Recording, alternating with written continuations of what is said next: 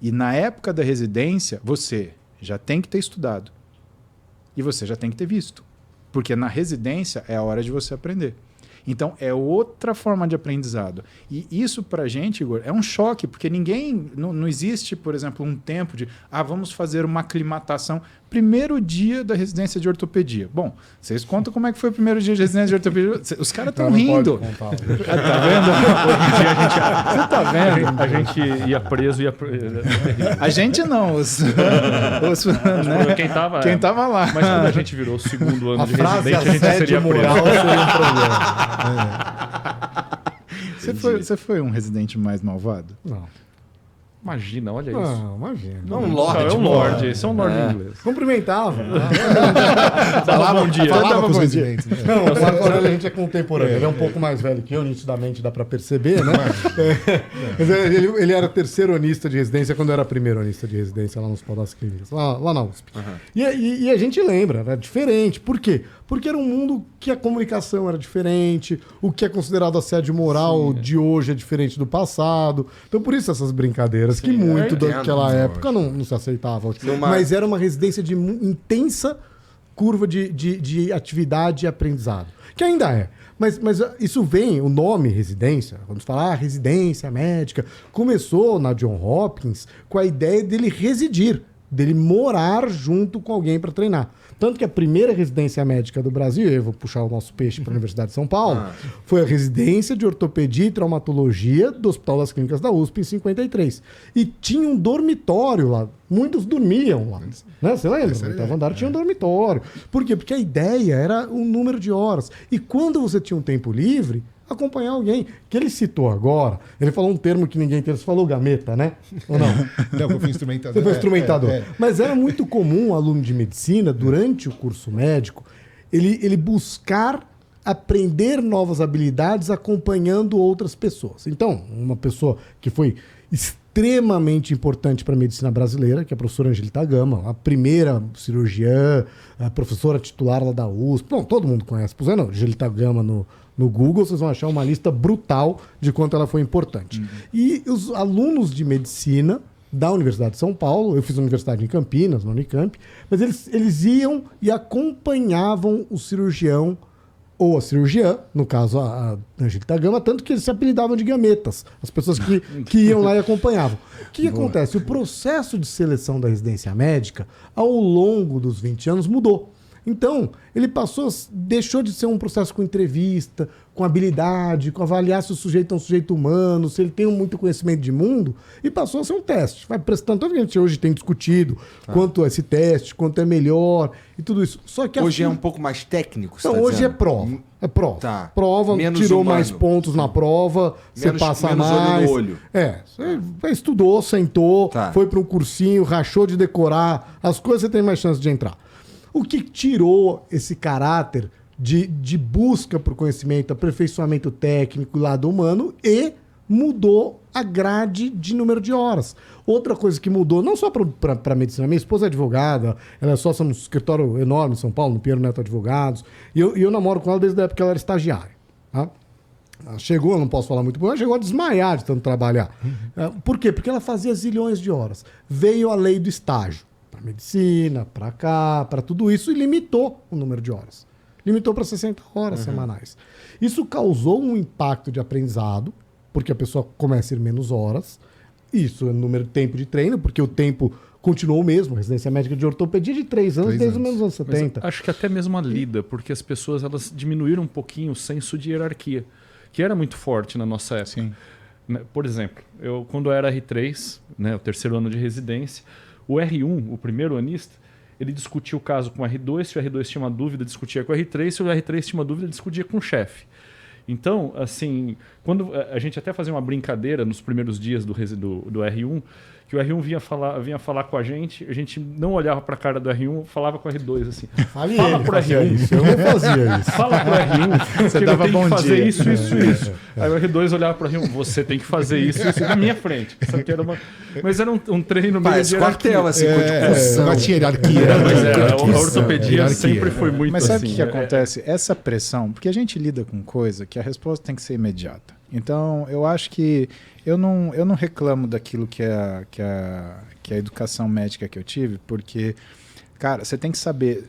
Eu pelo menos me sinto desafiado. E a minha sensação era, eu preciso saber tanto que na pressão eu não tome decisão errada.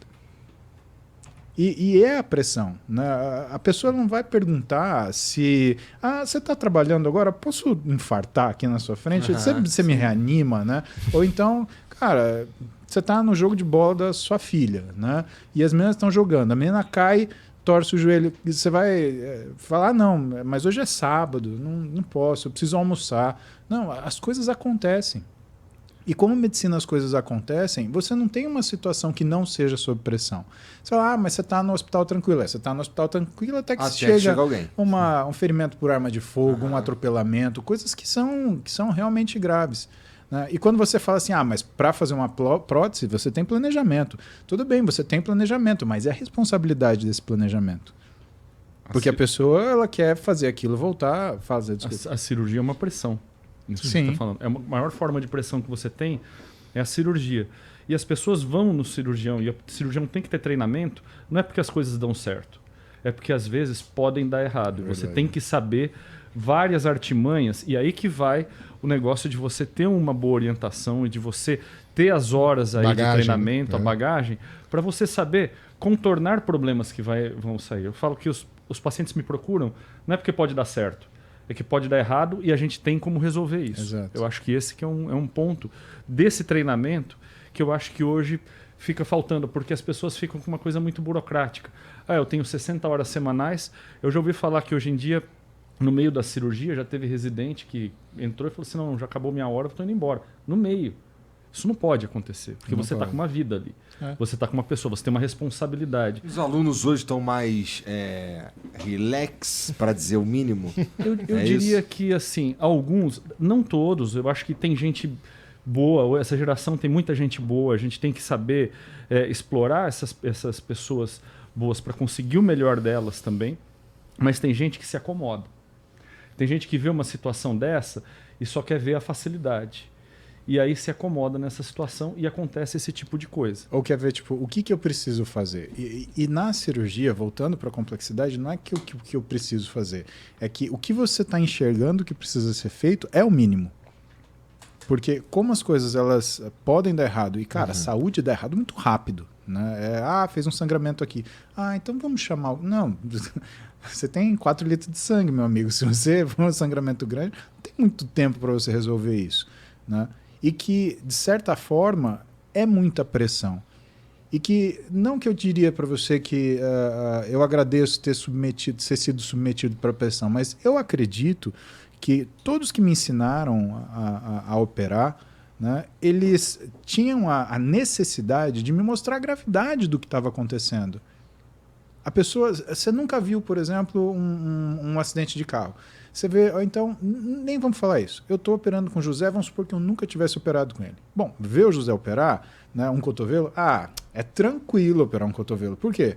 Porque ele está compenetrado, ele está calmo, ele está fazendo os passos, ele tem... agora você faz assim. Né? É ele que está fazendo. Exatamente. Agora, e se é você?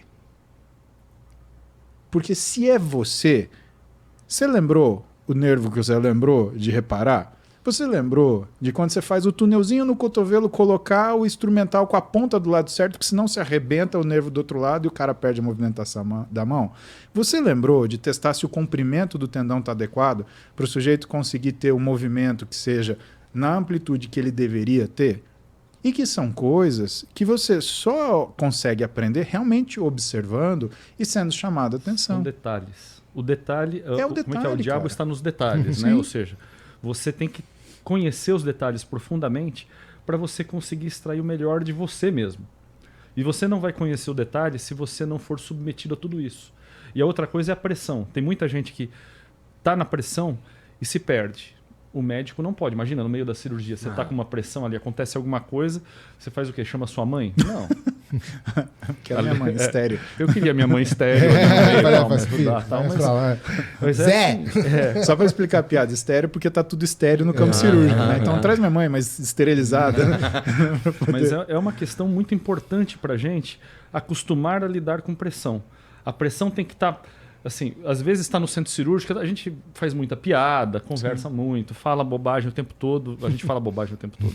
Mas assim. Aproveita que o cara tá apagado. Às vezes, quando dá aquele negócio, tá todo mundo quieto, opa, ali tá acontecendo algum momento onde você precisa se envolver profundamente com a situação e com o paciente. Já rolou um erro de julgamento? Tu foi fazer uma piadinha, o maluco, porra, cala a boca. Direto.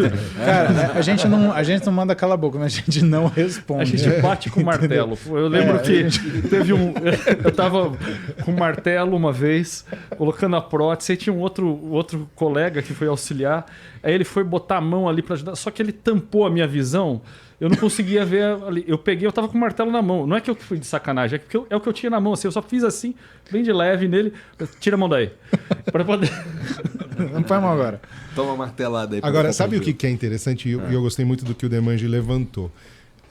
A gente fica falando muito do que é o nosso aprendizado, do que foi a nossa experiência e do que isso gerou na gente como profissionais, né? Mas o grande desafio é realmente tentar entender como a realidade de hoje, seja ela social, de informação, de recurso, vai fazer a gente lidar com essa experiência nossa num momento que é muito diferente, né? Porque eu não quero também parecer, do jeito que a gente fala, parecer que a gente é totalmente fechado no seguinte sentido, respondendo a tua pergunta anterior. Pô, essa geração tá difícil? Cara, tá diferente, né? Mas é porque assim, agora também as condições são diferentes. Sim, vocês estavam falando aí o lance da... E esse que é o lance. A gente tá tendo que aprender a olhar para isso e falar assim, mas espera, do que tem de novo aqui? Vamos falar um exemplo muito prático pra gente do ponto de vista cirúrgico. A gente treinou muito com cadáver, né? A gente treinou muito com... ao longo da experiência, em casos que a gente entrava com professores para fazer a cirurgia. Isso não é uma coisa talvez tão disponível no mesmo grau. Novos modelos estão surgindo. A maior né? parte das faculdades não tem um cadáver. Olha. A maior parte das faculdades de medicina, acho que hoje no Brasil, você tem algumas faculdades que tem, mas a maior parte, as pessoas treinam hoje com modelos, ou com modelo que é um boneco, Plástico. ou às vezes até em 3D, algumas coisas. Assim, é diferente? É. A textura da pele é diferente, o jeito de você... E tem uma coisa que chama variação anatômica, que é muito importante. Ou seja, você tem o boneco ali, ele é todo feito da mesma forma, porque ele vem de uma linha de produção, ou ele vem de uma ideia que foi retirada. Agora, quando você vê um ser humano, de repente um nervo que cruza de um jeito em um vai cruzar de outro jeito no outro. Então você tem que ter na cabeça que pode ter essa mudança. Então eu acho que, assim, voltando, o médico ele precisa ter algum treinamento com cadáver. Posso fazer uma pergunta idiota? Pode. Por que as faculdades estão com menos cadáveres? Olha, essa essa pergunta é complexa, tem um pouco a ver com legislação. Aí tem o nosso advogado, Vou soltar pra mim isso. mas tem uma parte que é a nossa legislação. Vai lá, Você tem uma Demanja, ideia? vou deixar essa pra A você. Os laboratórios hoje de cadáver, onde você faz treinamento do dia a dia, nosso de ortopedia, os cadáveres vêm dos Estados Unidos. Por quê? Porque na nossa legislação você não pode ter comércio. E o americano comercializa. Antes da pessoa ter algum problema e falecer, a família comercializa as partes do corpo. Para eles isso é normal. Para a gente parece uma coisa maluca. Entendo. Mas para eles é normal. E aí a gente importa, às vezes, dos Estados Unidos para poder fazer com o cadáver fresco. E fala da parte deles. Eu acho que essa resposta vai ser super complexa. Não, tá dá bom. pra- Tá bom. E assim, o que a gente tem que entender até, que é importante na medicina e na atuação, é que a gente não pode... Então tá bom, então deixa eu mudar a pergunta. É um problema seríssimo ter menos... Não. Porque assim, a gente tem que entender que assim, quando a gente fala de um cadáver, na verdade a gente está dizendo de um ser que se doou pra gente aprender. Isso tem que ser extremamente respeitado, Sim, né? tudo tem um Tem respeito. um respeito brutal nisso. E há uma tendência do mundo, e é uma tendência boa, de aquilo que pode ser substituído com tecnologia, realidade virtual, sistemas de simulação, deixe-se de usar, seja aquele que se doou para ser estudado ou o animal. Então há uma migração, de fato, do aprendizado para isso mesmo, para tecnologia. E a gente está no momento dessa revolução tecnológica. Então Só que é a gente está difícil. no meio ainda que não chegou a tecnologia naquele ponto Então. que fica igual. Você sabe, a gente está naquele Tô entendendo. meio, no Aham. meio termo. E essa geração, talvez ela sofra um pouquinho com isso.